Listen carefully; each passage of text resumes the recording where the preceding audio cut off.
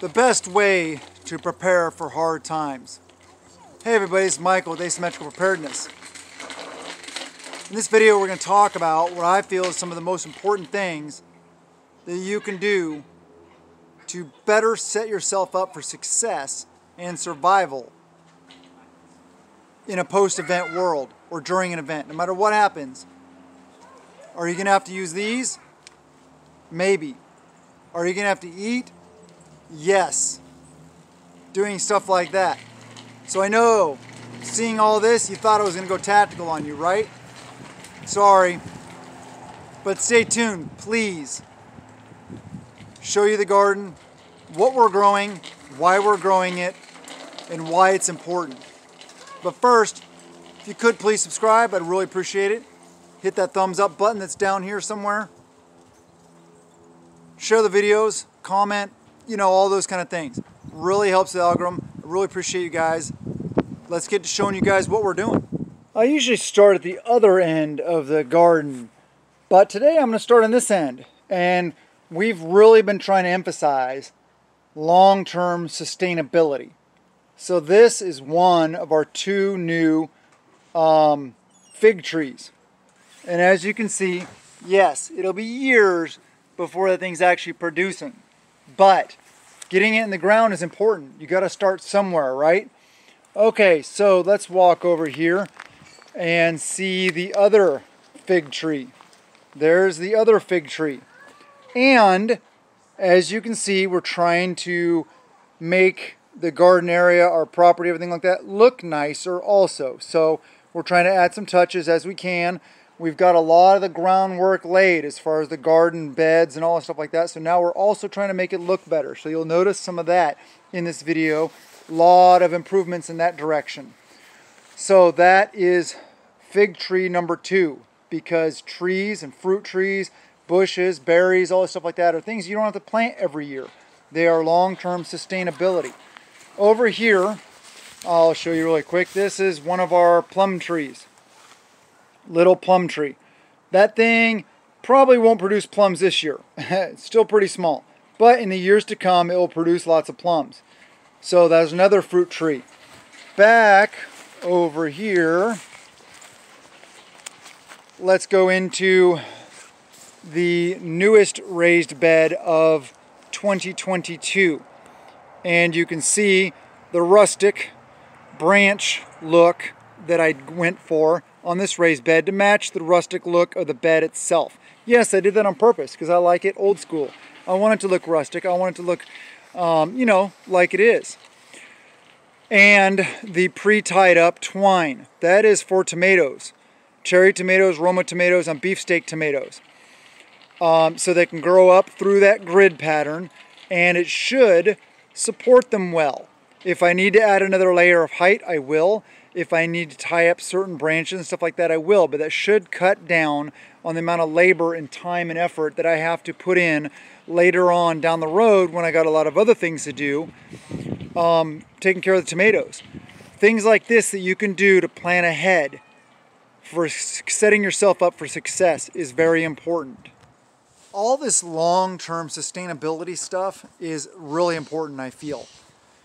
And let me talk about that for a minute. What do I mean by long-term sustainability? I mean stuff that you don't have to plant every year. Stuff that grows back, that you just will grow back and produce food year after year after year. Like strawberries, like blueberries, like huckleberries, grapes, raspberries, rhubarb, the fig trees, the plum trees, let me see, blueberries I hit, raspberries, okay, yeah. So things like that. Keep it simple. I mean, why put in more work when you can do things like that year after year after year they'll produce with not much effort on your part. So that's very important. I talked about beautifying things. Before, that was just a round pile of dirt in the yard. Simple. Just went around, found rocks around the property, and edged it all the way around. So it looks a lot nicer. Simple things like that. It's free. And it makes it look a lot nicer. That is all planted now in squash, zucchini, the yellow, I call them yellow crookneck squash, and the little white butter squash, or scallop squash.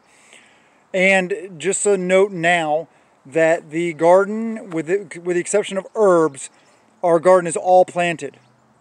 All done, all planted. Other than the fact that I'm sure we'll add more raised beds, I'm sure we'll add more. But as of right now, everything that I have built and in place is planted. So I'll turn around here and you'll see this is a potato bed with the potatoes just left in it from last year. We didn't actually harvest any of them. And you can see some starting to come up already. And we did also plant some more potatoes in there. This is a mix of red and russet potatoes. So that's a good potato bed already in place. This pallet bed here in the center, buried deep like you're supposed to, are asparagus starts. So in a couple years, what, 2, 3, I think it's 3 years, we'll have harvestable asparagus. But for a surface crop, in the center I did 2 rows of kohlrabi, and then on this side I did 2 rows of parsnips. On this side I did 1 row of parsnips. So we'll get a crop, because I just put in that asparagus is not going to come to the surface probably this year. Who knows, it may come through to the surface this year, but I wanted to get a crop and not just, you know, have that space not used this year. Okay, so talking about sustainable, there's another plum tree that we got from our neighbors. That one probably won't produce plums either this year. This is plum tree number 3 though. It might actually produce plums this year. Who knows? Maybe a couple here and there. That's more of a long-term thing. More of that long-term sustainability. What is this? This is a black huckleberry bush that I went and I dug up in the woods and transplanted here on the edge of the garden, right next to the potato containers and these other raised beds. And there's another one right there. It's kind of hard to see. You can see the sawdust down there. Here it is right here. So what I'm thinking is bringing them out of the woods over here. In the woods, they don't produce a ton of fruit, of huckleberries. So putting these 2 right here, I'm hoping that the sun and having more, exposure to sunshine will allow them to produce more berries and to produce well. So I will show you all of them, but we moved a total of 16 huckleberry bushes up here into the garden area. So let's get on with the rest of it though. This raised bed is Jerusalem artichokes, aka sunchokes. They're a tuber, very high in protein. It's an invasive species, drought resistant, 28% protein, low on the glycemic index, good for diabetics, but it will give you gas. So there are things you can deal with. I forget what they are, but what we do is we just cut them. We just use them with potatoes. I just put a little bit of Jerusalem artichokes in with a bunch of potatoes, and it seems to work really well. Here is another one of the huckleberry bushes you see. This is one of the larger raised beds. This is the one we had corn in last year. So the first little more than half of that is carrots, starting on this side. This is all carrots to about right, well, you see that stick in the ground. So that's all carrots. So a lot of carrots. And then the rest is beets. And then this raised bed here, the left half is all beets. The right half is all turnips. And I'll go over there and you can see them starting to come up. All these containers around the edge here, those are all the Alaska Gold potatoes. So those are all Alaska Gold potatoes, and they're starting to come up, doing really well. You can see here, potatoes are very important. High in calories, really good for you and easy to grow. Here is, you can see the little things coming up here. Those are little turnips. And then over here, you can see the green stuff there. That's little beets coming up. So there's a bunch of them. They're coming up, starting to come up. We already got stuff coming up here. That's one thing that's nice about Washington. I don't like a lot of things about this state, but I'll tell you what, we can grow some stuff here. So there's all that. And then this was a bonus because these things here we found out are actually elderberry. And there are, let me see, 1, 2, 3, 4, 5, 6, 7, 8, 9, 10, 11, 12, 13, 14, 15, 16, 17, 18, 19, 20, looks like about 20 plants in there where we've been working on this area a lot. We've been trying to clean out all the dead stuff. Did a lot of work down in here. This was all just covered in stuff, and we're going to prune this back. And one thing that's nice to see is right here, it's already growing. They're already starting to grow back. There's one over here. You can see that thing down in there growing. Little buds here, those little red things. Yeah, they're starting to grow up. So we need to finish cutting all this down. And what's awesome about elderberry stalks is they are hollow and they're super easy to break, and they make awesome kindling. So with that said, I'll take you over here and show you the buckets, the containers of kindling that we have for this year's outdoor campfires. And then this is a bunch of other stuff that we pick up. We've been trying to pick up and clean up the yard also. So all that kindling, and still have all that stuff to deal with also. So that's a good thing. And another long-term sustainability. We don't have to do anything with those. Just let them be. Maybe if it's really hot in the summer and dry, maybe water them a little bit. That's all we got to do. And they grow back year after year and produce kindling year after year. Here's some more long-term sustainability again.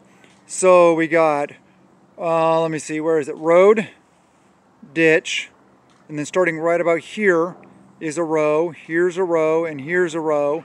So 3 rows of Jerusalem artichokes, aka sunchokes, starting about here and going all the way down where you see the disturbed earth. So those, like I said, are invasive species. I don't care about this area. Here I'll back up so you can see what area I'm kind of talking about. There's a tree right here. It's just in between our property and the road. So I'm just going to let them take over this whole area. Whatever they want to do, just take over that whole area there. That's fine by me. I'm not going to harvest them. I'm just going to let them go and do their thing. I will harvest them in an emergency situation when I need to. Here's our herb pile that lesson learned when I first started gardening. I didn't realize that you could leave herbs and they grow back year after year. So I pulled them all up and threw them over here. And they grew. So here's my herb pile. Mostly mint, spearmint. It looked like there was still some oregano in there. I don't know what all's in there. But that's just our random herb pile that grows back year after year. And this raised bed here, and you can see the eggshells and coffee grounds also go in there. But this half over here that I'm showing you is kale. You'll see by the sign, and see all the kale coming up. And then over here, if you're able to identify that, which a lot of you probably can, you can see that it is spinach. This half is spinach. I'm showing you more. Okay, long-term sustainability, right? 2 more huckleberries. And the beauty rock, I put that there. 2 more huckleberries. And the right here is the pea bed. This is all peas. Right now, you can see here, I'll zoom in on one. Right there, peas coming up. They're about, what, almost 1 inch tall now. But if you can see them through there, I don't know if you can see them all, but we have 57 peas coming up already. So that's going to be really good. And they're going to grow up over this trellis. And we'll talk about that in a second. There's one thing, a really cool area that I want to show you at last. I'm going to finish the video with that so you can see our cool little zen, quote-unquote, area. It's just a nice area that we're making to relax in the summer. Come out here, have a cold drink or whatever, stuff like that. This is the tallest raised bed we have, and that is planted in red potatoes. So that's all red potatoes. And then the first new raised bed of 2022 is planted in russet potatoes. So that is all russet potatoes. And those were just planted like a day or 2 ago. Moving on to this bed, and the other side of the trellis that goes up and over, just a cattle panel that I put there, are 2 grapevines. Those are long-term sustainability. You don't have to do anything to them. They grow back year after year. That's what I'm talking about. That's the kind of stuff I really want to emphasize. this raised bed, you see the onions growing in there. We use those for green onions. There's also a bunch of beans planted all through there. So lots of beans will be coming up. And another long-term sustainability, raspberries. And I just noticed there's growth on them. There's growth on this one, yes. That is a heritage, as you see. And then that one is a brandywine, as you see. So, raspberries. This raised bed is planted all in cucumbers. Yes, different kinds of cucumbers. So that's our cucumber bed. We're gonna make lots of cucumbers, pickles, stuff like that. 2 more huckleberries, right? Long-term sustainability, that's what I'm talking about. This raised bed has all the beans, a bunch of beans in it from that 15 bean soup experiment. They'll probably be coming up fairly soon.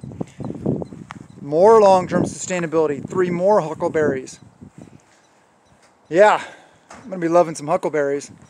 This bed has a volunteer potato growing in it, but the left half here is Swiss chard, and yes, I need to clean the fir needles off some. And the right side here is beets, so a bunch of beets in there. Going over here, I'll show you a project in process. Lots of rocks for these beauty things. This is that herb area, the little U-shaped herb area that I had containers in last year that I pulled up, and now I'm building this to be a permanent raised bed around that area. And then I'm going to finish the rock in, make it look really nice. This is going to turn out really cool. It's going to be an herb area for my wife. That pot just has some flowers for little one. And then long-term sustainability, again, we got blueberries. We got blueberry number 1, number 2, and number 3 that are new this year, as well as our one here, our bigger one that we got from our neighbors. We actually got 2. One died. This one lived and is going to do really well. And then there's the rosemary. So yeah, these are not yet planted. The little planters you see there off the porch, those will be herbs. Long-term sustainability again, 2 more huckleberry bushes. And then we got the herb raised bed.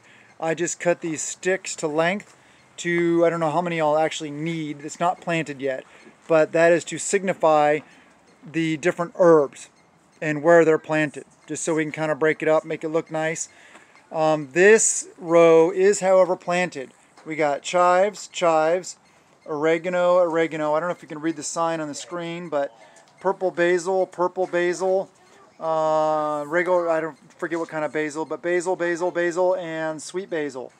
And then the green you see there growing behind it, that's echinacea.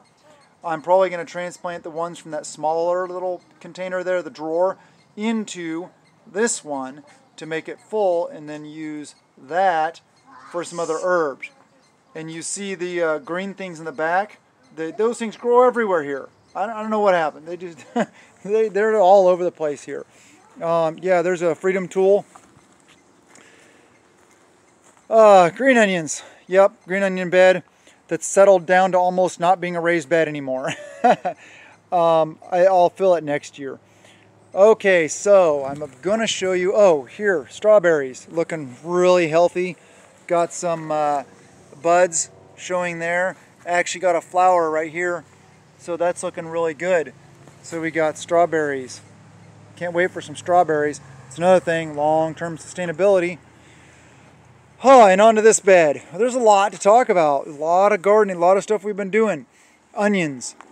Onions up until you see the garlic there. And we added another 48 onions in there. Actually, no, so 48, so 56 new onions in there. As well as the ones from the onion experiment. I don't know if you saw that video, but there's one of them there, you see, still doing really well. Actually, this one here, the one that's tall right there, that's from my onion experiment. From cutting the ends off from the store-bought onions and growing them in water, getting them to sprout. Same with that one and those, you can see.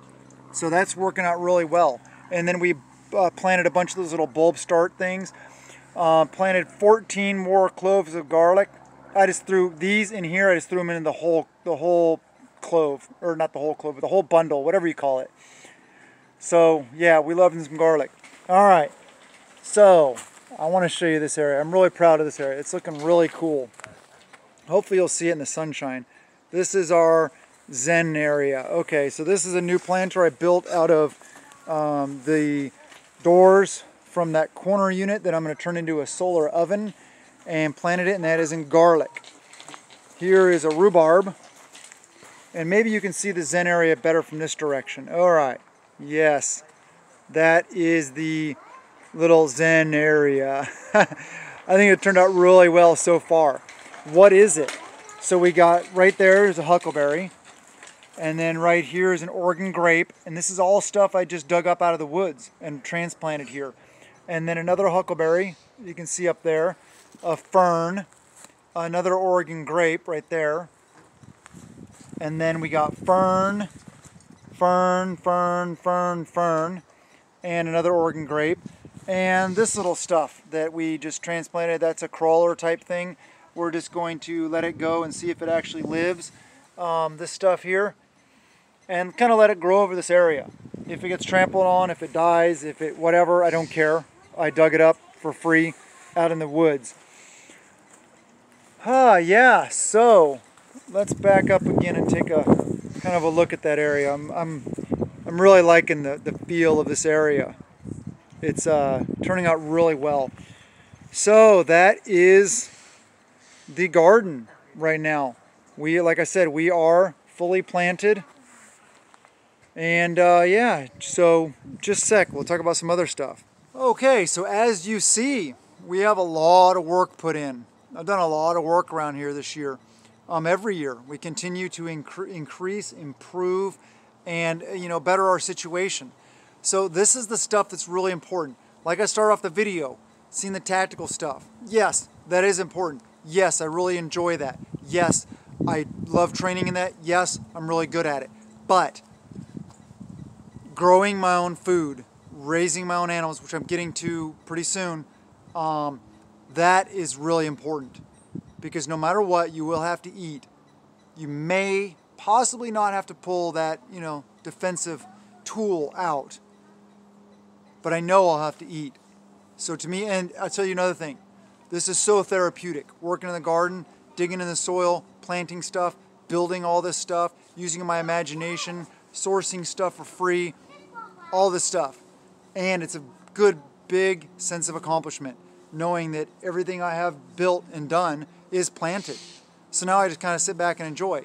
No, that's not true. I've got a lot of other projects. You'll see videos on those coming up soon. We're looking at getting into bees. We're looking at getting into chickens. And yeah, we got to clean up that elderberry area. Oh yeah, that's another thing, long-term sustainability. Elderberry. A lot of people know about elderberry syrup, elderberry gummies, the immune system, all that kind of stuff, yes. Oh, and the Jerusalem artichokes also, that are going to just let them grow wild. This is very important, people. I hope that you guys are doing this kind of stuff, even if it's on a small scale, even if it's just in a couple pots or a planter in your house, under grow lamps. Whatever you can do, on your porch, on your veranda, in your side yard, your front yard, your backyard, wherever. If you live in a city, is there garden space on the roof of your building? Is that allowed? Have you asked? Check into it. But anyway, I highly encourage you guys to grow food. There's been some channels, or I've one particular that talked about not getting in over your head, not growing too much. Very good point. I didn't just start off with all this. I started off with one raised bed, and then it was 4 raised beds, and now it is, 19 raised beds, I think? Yeah, this is a lot of work, but this is what I do. So, don't get in over your head, but grow.